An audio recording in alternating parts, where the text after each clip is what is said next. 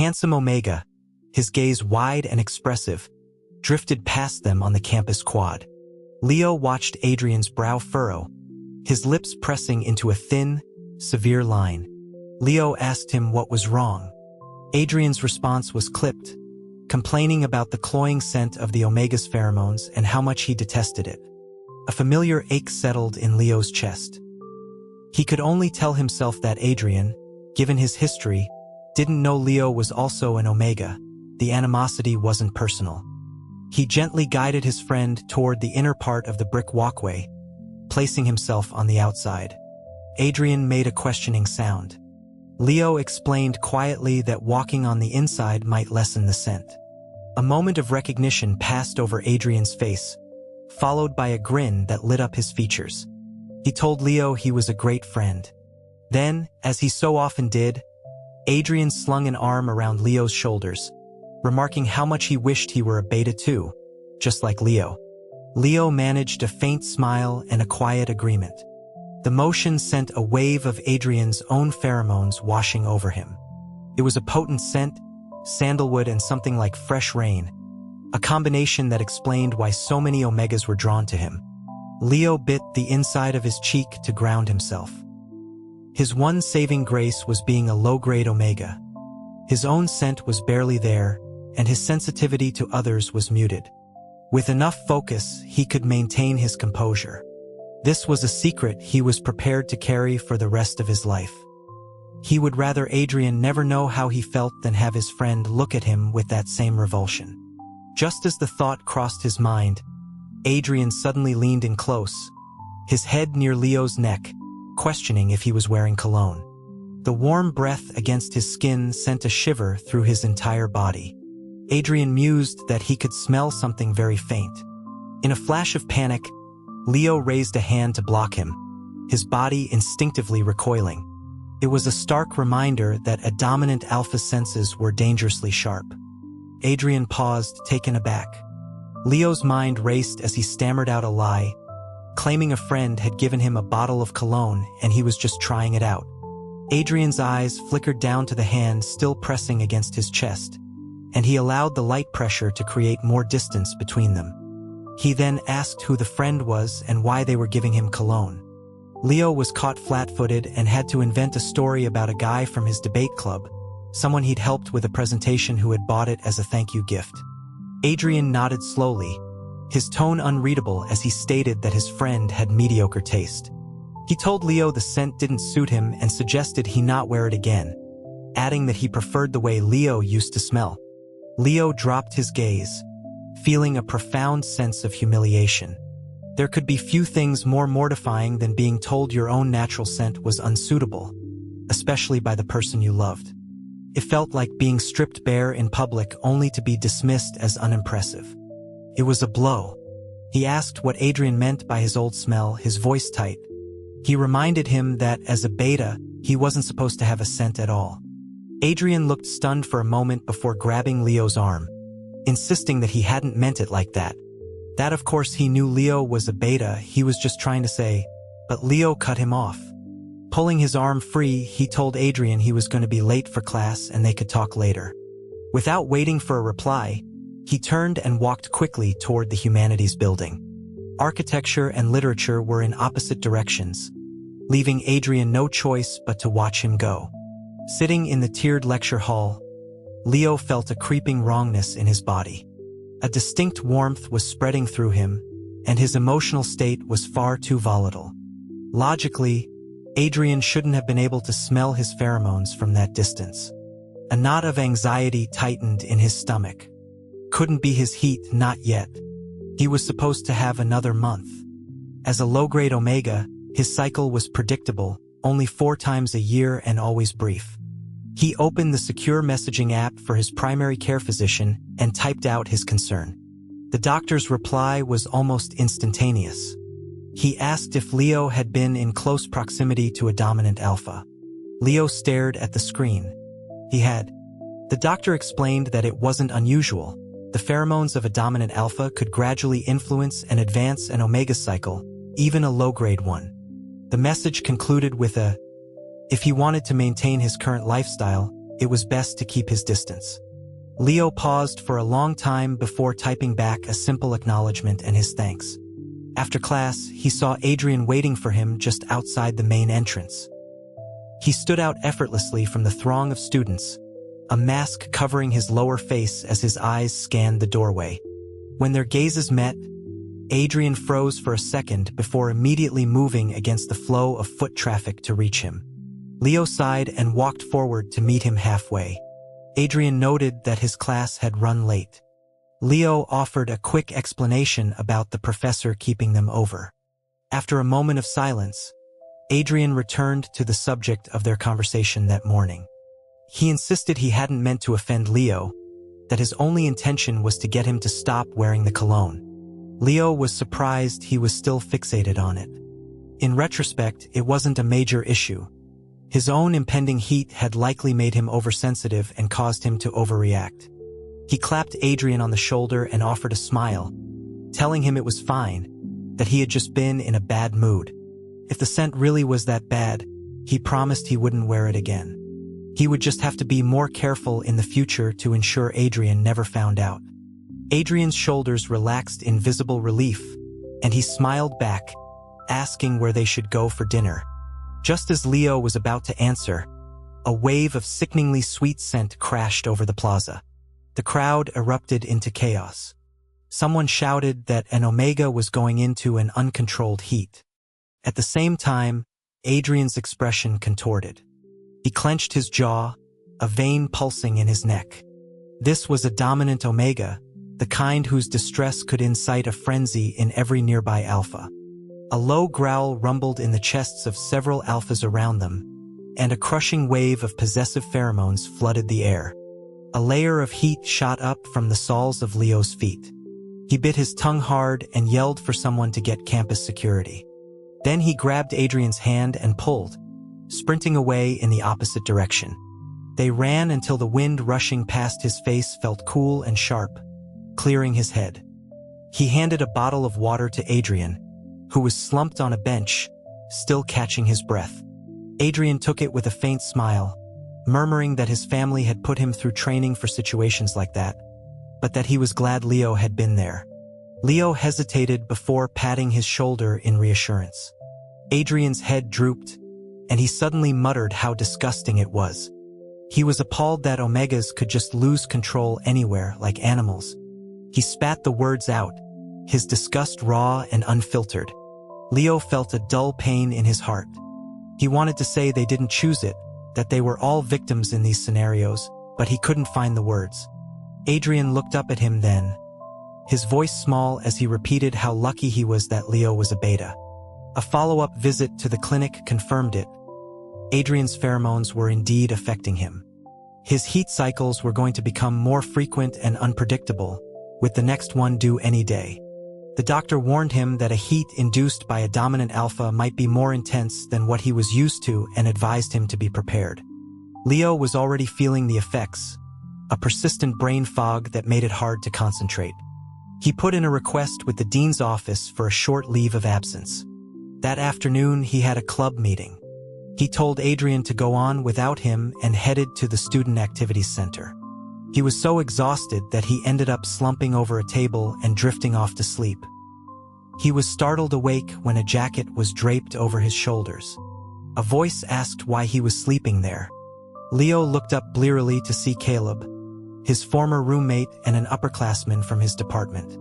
Caleb frowned, observing that Leo didn't look well, and draped the jacket more securely around him. The fog in Leo's mind was thickening. A wave of heat rolled through him, and he realized with a jolt of panic that this was it. Not everyone was unaware he was an Omega. Caleb had found out by accident once when a sudden fever hit him in their old dorm room. He'd taken Leo to the health center without a word, and Leo had moved out shortly after to avoid a repeat incident. He had always assumed it was a fluke, but now he understood. Caleb was also a dominant alpha. Leo shakily got to his feet, trying to thank him and say he had to leave. Before he could finish the sentence, another powerful wave of heat washed over him. His body went limp, and he pitched forward, about to fall. Caleb caught him, his brow creasing with concern, asking if he was all right and if he needed a ride to the clinic. Leo gripped the edge of the table to steady himself, about to answer, when his phone began to vibrate in his pocket. He didn't even have time to pull it out before the door to the room was thrown open. Adrian strode in, his expression unreadable, his eyes as cold as ice. His gaze first settled on Caleb's hands, which were still steadying Leo, then moved to the jacket draped over Leo's shoulders.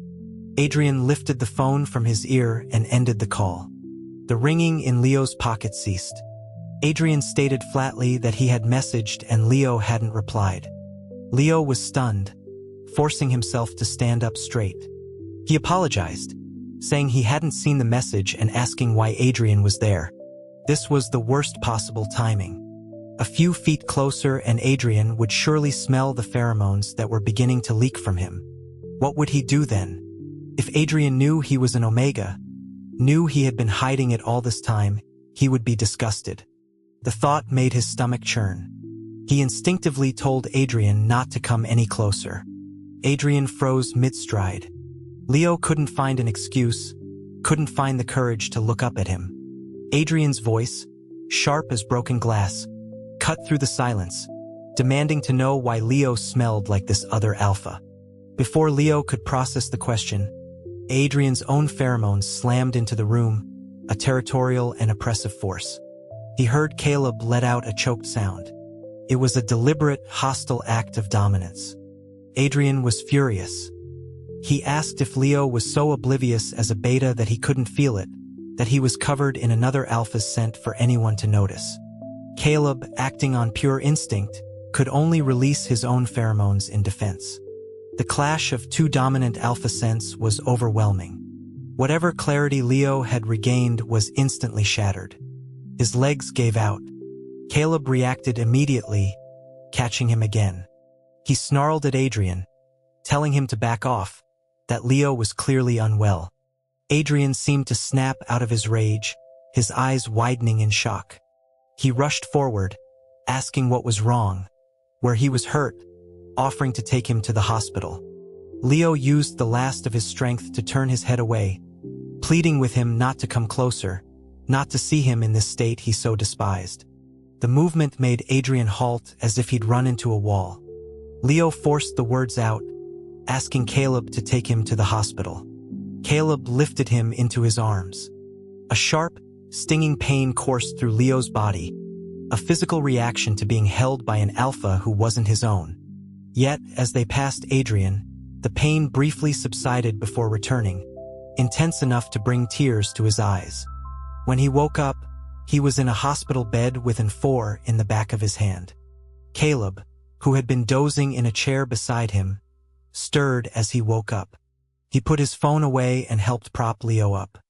He explained it was a pheromone stabilizer. He adjusted Leo's pillows and asked if he was feeling better. Leo nodded weakly and thanked him. Caleb just smiled, saying it was no problem, reminding him they were former roommates and that he was supposed to look out for his underclassmen. He checked his watch and said he had to leave, asking if Leo would be okay on his own.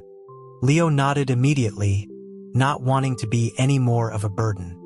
Caleb gave him a reassuring gesture and told him to call when he got home safely. He started to leave, then turned back, a thoughtful expression on his face. He said he didn't want to overstep, but he got the sense Leo didn't want Adrian to know he was an Omega. He added that he probably hadn't noticed anything. The pheromone leak hadn't been severe, and Caleb's own scent had mostly covered it. Leo stared at him, stunned. He quickly waved his hands, assuring Caleb he wasn't offended and thanking him for telling him. He admitted quietly that he didn't want Adrian to know. Seeing Leo's spirits fall again, Caleb didn't press the issue, simply reminding him to call if he needed anything before leaving. The door clicked shut. Leo lay back, Adrian's furious expression replaying in his mind, and sighed. It was nearly 10 p.m. By the time the 4-drip was finished, he picked up his prescription for inhibitors and called a rideshare. In the car, he returned Caleb's call to let him know he was okay. As he neared his apartment building, he saw a familiar silhouette and his heart stopped. Adrian was sitting on the front steps, wearing a black hoodie with the hood pulled up, staring down at his phone. Leo called his name. Adrian's head snapped up. Seeing Leo, he scrambled to his feet. He asked if he was back and how he was feeling. Leo paused, then said he was fine and asked what Adrian was doing there, why he hadn't just texted. Adrian hesitated for a moment, admitting he was afraid of disturbing his rest. Leo sighed, walked past him, and took out his keys. He told him to come inside, that it was too cold to talk out here. Adrian didn't speak. Then, the moment they were inside, he grabbed Leo's hand, his voice hard. He asked if Leo was with him now. Leo was bewildered, asking who he meant. Adrian specified Caleb. Before Leo could even form a response, Adrian cut him off, scoffing that he should have known. The cologne story, he sneered, was a lie. He said the gift was from Caleb, wasn't it? He'd known something was off. He'd known Leo for years and had never seen him wear any kind of scent. But one bottle from Caleb and suddenly he was defensive about it. He couldn't understand why Leo had gotten so angry over a simple comment that the scent didn't suit him. Leo's patience snapped. He was furious that Adrian was digging up a resolved issue just to wound him, piling on baseless accusations. He shouted, asking if he'd said enough. Adrian shouted back, louder, that he hadn't. He didn't understand what Leo was thinking, getting involved with an alpha. After all these years, he'd never shown any interest. He claimed to know Leo better than anyone and even wondered if Caleb had forced himself on him. Leo's vision went red. He threw a punch, catching Adrian square on the jaw and cutting off the vile accusation.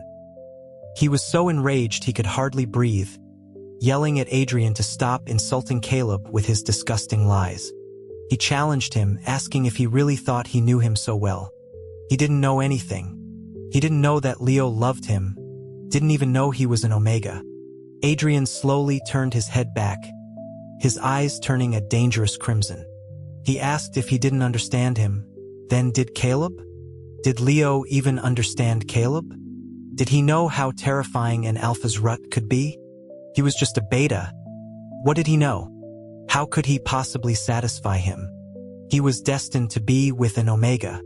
The words ignited a fire in Leo's gut, and in his fury, he screamed back thoughtlessly. Then what about him? Why didn't Adrian go find an Omega? Adrian froze. Leo froze too, the words hanging in the air between them, impossible to take back. Adrian's expression turned bleak. He asked in a low, pained voice if Leo loved him that much, enough to stab him in the heart for his sake. Leo's anger evaporated, replaced by panic. He started to apologize, saying he was just upset, but Adrian didn't give him a chance to explain. He said he understood now. He let go of Leo's hand, which was red from his grip, and wiped a hand over his own face. He told Leo he wasn't himself tonight and not to take it to heart. Leo reached out to grab his hand, but Adrian was already walking away, out the door and into the night. After that fight, they both tacitly avoided contact. It was the first time in his memory they had ever fought so badly. Leo stared at his chat screen, hesitating, before finally sending a message to Marcus, Adrian's closest friend. He asked if Adrian was busy lately. Took a while for Marcus to reply. He said things were okay. Not too busy, just following Adrian around. Leo was confused. Following him where? Marcus explained that Adrian had been busy meeting with the daughter of old Mr. Hayes. Leo's mind went blank. He knew Mr. Hayes, the chairman of a major pharmaceutical corporation. He was in his 60s with only one daughter, Jessica Hayes, a dominant Omega. He'd never thought Adrian would be with someone else, but he hadn't expected it to happen so soon, or with someone who seemed so impossible for him. Before he could reply, Marcus sent another message asking if they had fought. Leo was silent for a moment before admitting with a self-deprecating smile that it must be obvious. Marcus replied that it was more than obvious. The two of them were usually inseparable. A moment later, a location pin appeared. It was a downtown bar. He suggested Leo come by, explaining that Adrian would be there for a drink after his dinner. He said they were brothers, and there was nothing they couldn't work through. They hadn't spoken since that night, and Leo knew he had said things he shouldn't have. He wanted to clear the air with Adrian in person. He replied that he would be there. On his way to the bar, he passed a high-end restaurant and happened to glance inside. His feet froze to the pavement. Not far from the window, Adrian and Jessica Hayes were sitting at a table, laughing and talking. Adrian seemed different. He didn't flinch or frown at the pheromones of the Omega beside him. He no longer needed Leo following him around like a shadow. Leo stood on the sidewalk for a long time before it hit him. Adrian could live without him. Perhaps this was how things were supposed to be. Adrian would have his own life, a partner he loved. And maybe, with time, Leo would let go of this hopeless affection. It was an inevitable part of life for most people. A sudden, sharp argument serves as a catalyst, followed by a mutual silence, and then you just go your separate ways. He lowered his gaze, took out his phone, and sent a message to Marcus. He apologized, saying his professor had called an emergency meeting and he couldn't make it. A few moments later, Marcus replied that it was no problem and they'd do it next time. Leo put his phone away. He knew that next time was a polite fiction for never. Inside the restaurant, Adrian and Jessica stood up to leave. Jessica naturally looped her arm through Adrian's, and they walked out together. After resolving to cut ties with Adrian for good, Leo threw himself into his studies, leaving no time for his thoughts to drift to his former best friend. He was doing a decent job of it until the phone rang. A woman's voice, frantic and trembling, asked if he could come to Adrian's house, saying she would send a driver.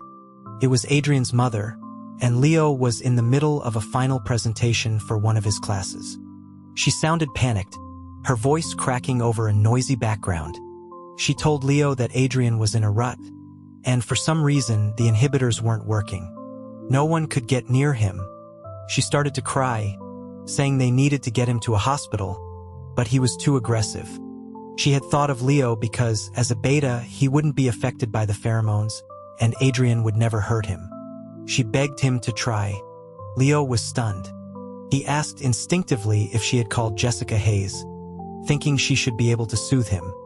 Adrian's mother hesitated, as if she didn't understand it herself. She said it hadn't worked, that Jessica had already tried and had gotten injured. She pleaded with him, explaining that the police were threatening to use tranquilizer darts if they couldn't subdue him soon. Hearing her sobs, Leo stood up immediately. How had it gotten so bad? While an alpha in a rut had a high tolerance for pain, that kind of force was no joke. He told her not to worry, that he was on his way. He found his inhibitors and injected one dose. Then, thinking about the sheer power of Adrian's pheromones, gritted his teeth and added a second. He was told the driver was already on their way. The driver sped through the streets, a clear sign of the situation's urgency. When they arrived at the secluded house in the suburbs, he saw a crowd of people gathered outside the main gate. Police and paramedics were in a heated discussion. As Leo walked toward Adrian's mother, he caught sight of Jessica Hayes sitting on the edge of a planter, a medic bandaging her arm. Though she had never met him, her eyes were fixed on him with a strange intensity. He ignored her and went to Adrian's mother, who grabbed his hands the moment he was close. She told him that if he felt he was in any danger, he was to come out immediately, that his safety was paramount. He patted her hand reassuringly and promised to do his best. He took one last deep breath of clean air and walked toward the house filled with Adrian's scent. The moment he stepped inside, his legs nearly gave out. Adrian's pheromones radiated from the second floor, so thick they felt like a physical presence, wrapping around him. His whole body began to heat up.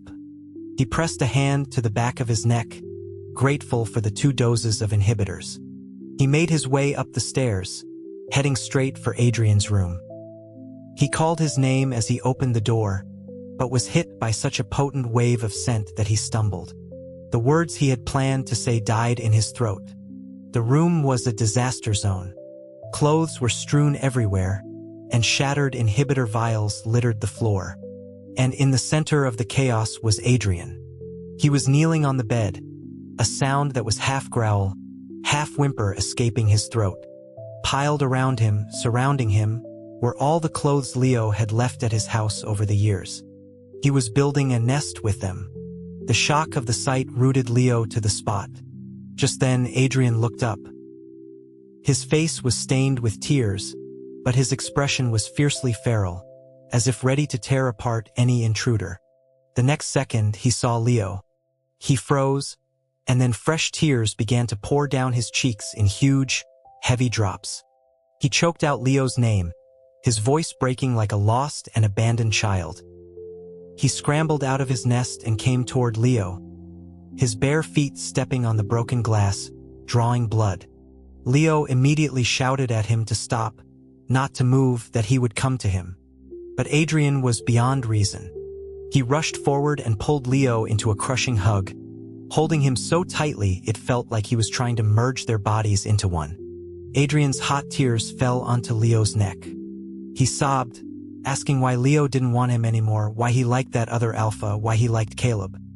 He pleaded with him not to like Caleb, insisting that he had loved him first, that he had always loved him first. He cried as if he had suffered the greatest injustice in the world. Leo was completely stunned, standing frozen in his embrace. Adrian was lost in his own despair, confessing that he had loved him since they were young, since the day he'd presented as an alpha. He hated Omegas, but sometimes he wished Leo was one, just so they could be together. But then he would see them in their heats and be terrified, wondering what would happen if that were Leo, what he would do if he wasn't there to protect him. He had planned to confess after graduation, but then Leo had fallen for Caleb. He cried until he was gasping for air, repeating helplessly that he loved him first. Leo felt his own eyes begin to burn. He swore under his breath, telling the idiot that he never listened. He wanted to punch him, but Adrian was crying too hard, too pitifully, for him to bring himself to do it. He relaxed his body, letting go of the tight control he always maintained, and stopped suppressing his pheromones. The crisp scent of spring water slowly began to fill the air. Adrian's crying stopped abruptly. He pushed Leo away, his hand flying to his nose and mouth. His face instantly flushed a deep red, and the veins in his neck stood out. He looked like he was fighting for his last shred of sanity as he forced out the words, telling Leo to get out, that he was in a strange state and might hurt him. In the next moment, Leo reached back and tore off the invisible pheromone patch on his neck. He looked straight into the eyes of the man who was nearly losing focus before him. He was an Omega, he said. So what was Adrian going to do about it? He came to 3 days later.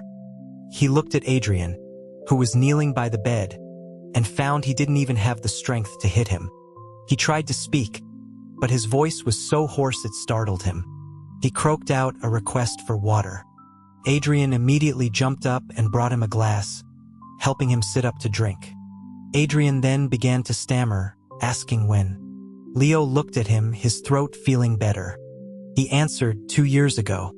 Adrian froze, his eyes, still showing the aftereffects of the rut, turning red again. He asked why Leo had never told him.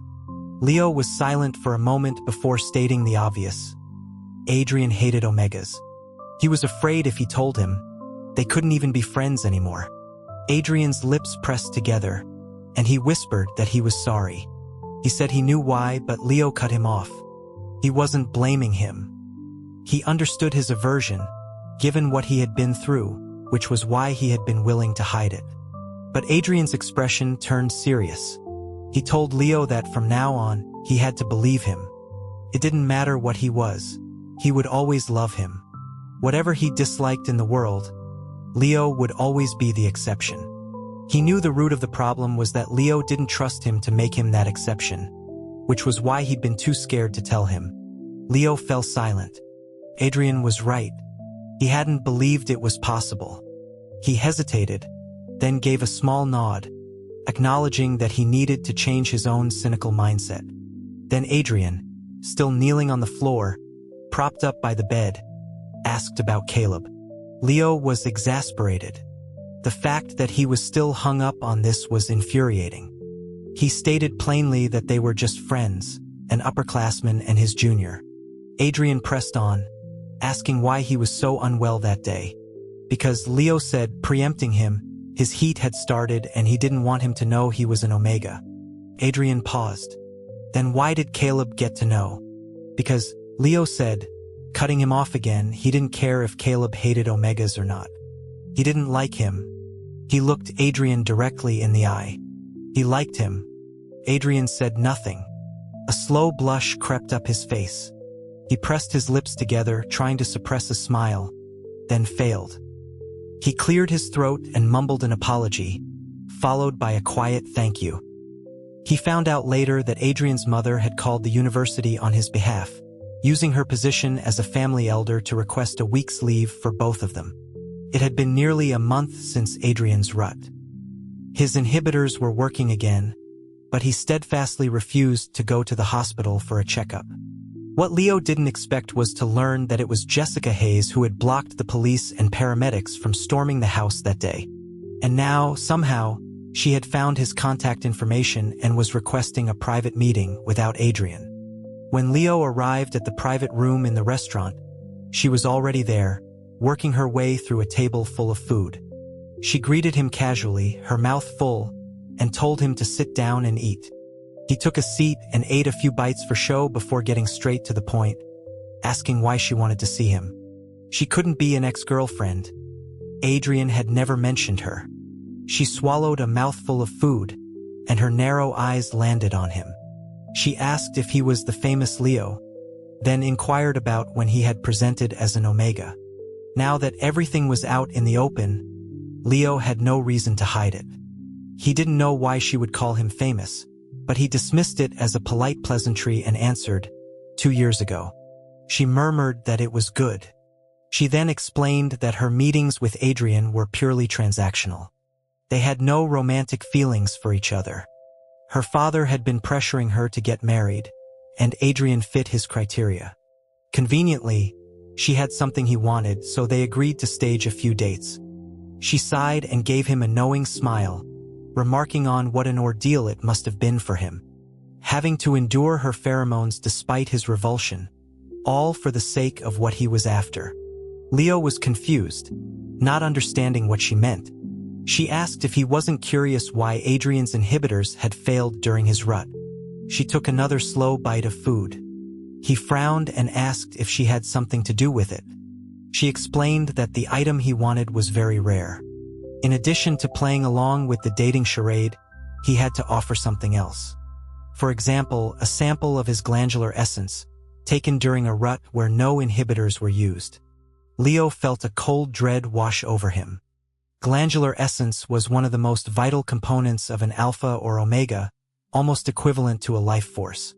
Having it extracted meant one's biological data could be studied, and it caused significant harm to the body. It was a procedure usually reserved for the terminally ill who wished to contribute to science. For a dominant alpha like Adrian, the damage would be even greater. Before he could speak, Jessica continued, telling him not to be so quick to judge her. The substance was incredibly valuable, and she had only taken a small sample for research. He wouldn't suffer any permanent damage. Leo calmed himself and asked in a low voice what Adrian wanted from her. Jessica's fox-like eyes curved into a smile. She stared at him with that same intense gaze from the day at the villa and said softly, something only she could procure. A contraband drug that could turn a beta into an omega. On the way home, Jessica's final words echoed in his mind. As a fellow omega, she had felt compelled to warn him. Adrian, she'd said, was a certified lunatic. He was willing to trade with her for a drug that carried a death sentence if discovered, all for the sake of being able to mark him. He had even studied up on potential side effects. She suggested he take a look in Adrian's basement when he got home. Ever since that day, Adrian had shamelessly insisted that Leo move in with him. When he walked in the door, he found Adrian in the kitchen, cooking. Hearing the door, he came out holding a spatula, telling Leo to watch some TV and have some fruit, that dinner would be ready soon. Leo gave a non-committal response and, once Adrian was back in the kitchen, turned and headed for the basement stairs. At the bottom, he found a dark, heavy door. He pushed it open. The room inside was not the dungeon he had imagined. When he flipped the light switch, a soft, warm glow filled the space. There was a large, plush bed with unused restraints laid neatly beside it. A nearby table held various medical supplies and even an EKG machine. In the corner sat a box. He walked over and opened it. Inside was the Nintendo Switch he used to play with when he was a kid, filled with all his favorite game cartridges. If he had really been a beta, if he had actually gotten together with Caleb, Adrian's plan was to turn him into an Omega and keep him imprisoned here forever. Sudden, frantic footsteps sounded on the stairs. Adrian must have realized where he'd gone. A moment later, he appeared in the doorway, his expression panicked. He stammered Leo's name. Leo cut him off. He had always considered himself a patient person, someone who rarely got truly angry. But Adrian had a unique talent for pushing him over the edge. A white-hot rage surged through him. He fought to keep his voice level as he told Adrian to clench his teeth. Adrian stopped, his hand falling from the doorframe. He took a deep breath, walked slowly over to him, and did as he was told. The next second, Leo's fist connected with his face. Not satisfied, he hit him again. Later, Adrian, his face bruised and swollen, cleaned out the entire basement. He smashed the vials of the illegal drug in front of Leo and then slept on the sofa for a month before Leo would even look at him properly. That changed the day his faculty advisor sent a message assigning him and Caleb to finalize the topic for their joint competition entry. Hearing that Leo had to go to Caleb's house, Adrian shed his recent meek demeanor and insisted on coming along. He spent an hour getting ready, dressing impeccably, and even putting gel in his hair. Leo was speechless. Adrian muttered to his reflection that he wouldn't lose. Caleb's house was a modern villa on the outskirts of the city, revealing him to be secretly wealthy. They rang the bell, and after a moment, the large gate swung open. The person who answered was not Caleb. He was tall, at least a head taller than Leo, with cool, pale skin and a cold expression. His features were strikingly beautiful in an aggressive way. He asked who they were looking for, his voice raspy but with a clear, aloof tone.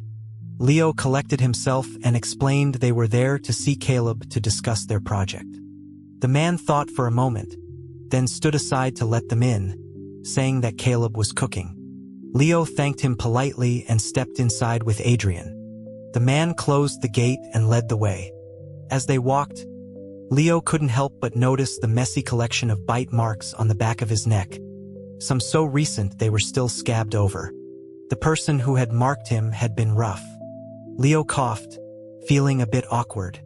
Adrian, however, let out a soft scoff, whispering that he'd thought Caleb was some kind of gentleman.